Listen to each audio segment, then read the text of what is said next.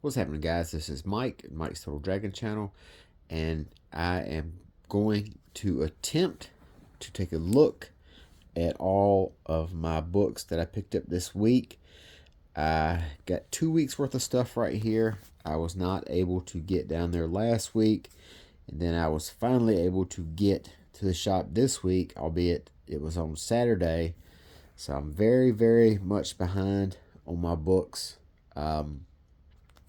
So I am going to, I counted these off beforehand. I got 35 titles.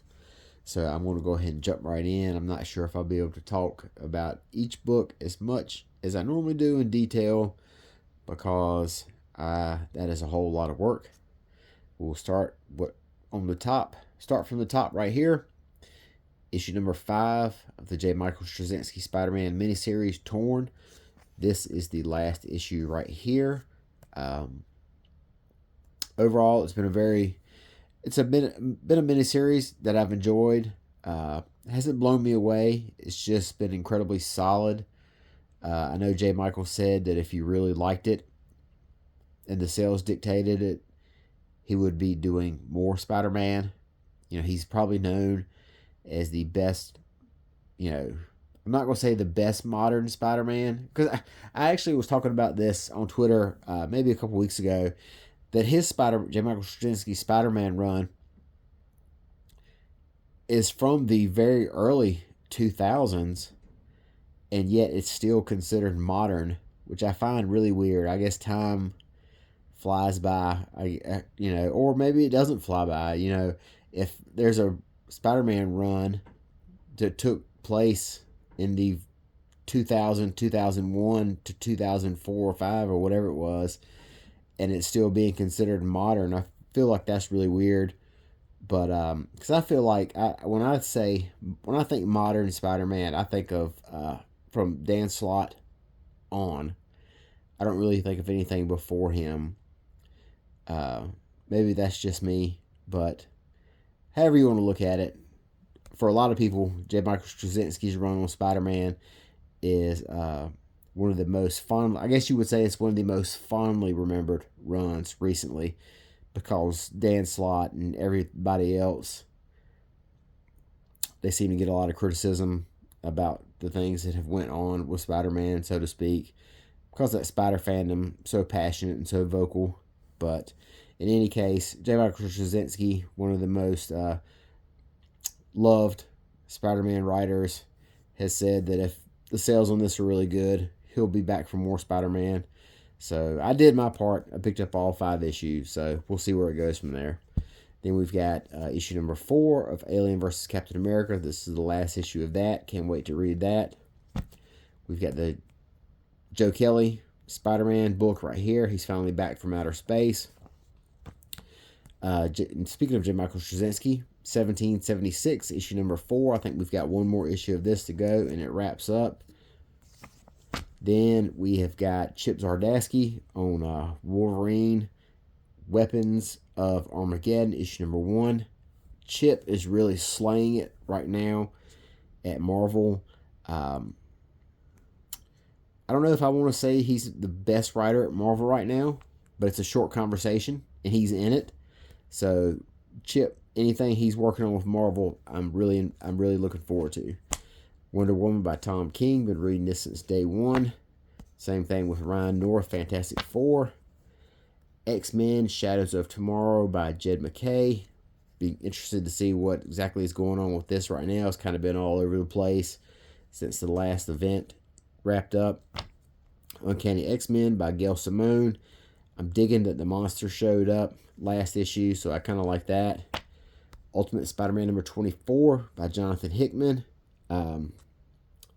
This is the last issue in the Hickman Ultimate Spider-Man run, so I kind of have a feeling I'm going to need to sit back and binge all 24 issues of this to maybe get the most out of it that I could get.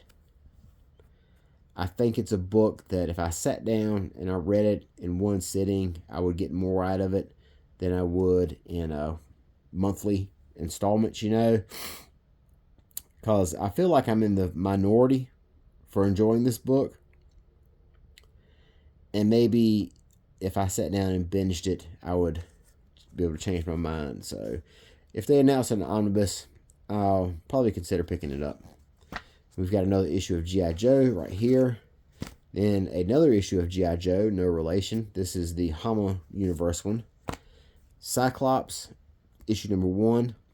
Really looking forward to seeing what the deal is with this. I've always been a big Cyclops fan, so I'm wondering what direction this is going to take.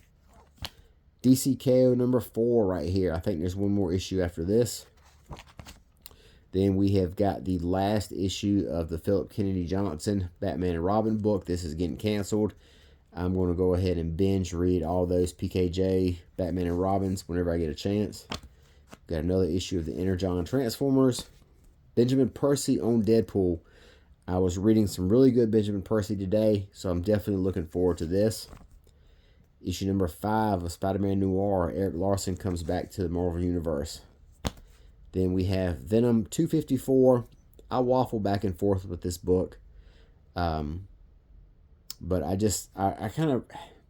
It's funny because I don't really have any strong ties to Venom or Al Ewing, but I always find myself coming back to this book. So there's got to be something there.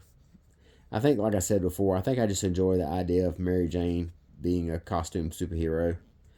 Bleeding Hearts number 1. This is the big Dennis Camp book. Looking forward to seeing if all the hype matches from everything I've heard. Superman Book of L number 6 of Philip Kennedy Johnson 12-issue miniseries. Black Cat number 7. I'm done with this book, but I picked it up for this cover alone. Generation X23. Looking forward to seeing how this goes. I do like X23 lore. Dungeon of Doom number 2. I was super over the moon for the first issue. I really enjoyed the format. I like this horror type vibe they're doing with this book. And from what I've seen in the Marvel solicitations, they have big plans going on for the events that are starting to take place right here. Smile for the Camera. This is a mini-series by Hannah Rose May. She wrote Exorcism at 1600 Pennsylvania Avenue. And this is a mini-series that takes place in the Smile universe. You know, the 2 horror movies they've had. So I'm looking forward to that. Battle Nexus number 5. This wraps up the Turtles and the Multiverse storyline. Night Fight number 4. This is the last issue of the DCKO miniseries. We've got another Superman Unlimited issue here. Exquisite Corpses number 10. This is the book that James Tynion, one of the 50,000 books that he's writing a month. Then we have Die Loaded number 4 by Kieron Gillen. Supergirl number 10, which is probably my favorite book that DC is doing right now. If it's not my favorite, it's in the conversation. And then another Chip Zdarsky book, the main monthly book that he's on, Captain America, which has been surprisingly good because he, in my opinion, was just coming off a very disappointing Batman run, and I was very hesitant to see how his Captain America was going to be, and it has been, for me at least, it has been a complete 180 from his Batman run. So I have got 35 comics right here, 2 weeks worth of stuff. Got to catch up on this stuff as much as possible because just in a matter of 2 more days, new books will be right back out. So that is everything I got this week. Huge stack. So hopefully you guys got your books picked up and you've made headway into your reading. And you read some kick-ass titles, some fun books. And I'm looking forward to working on what I can. So till next time, you guys take care of yourself. Talk to you later. Bye-bye.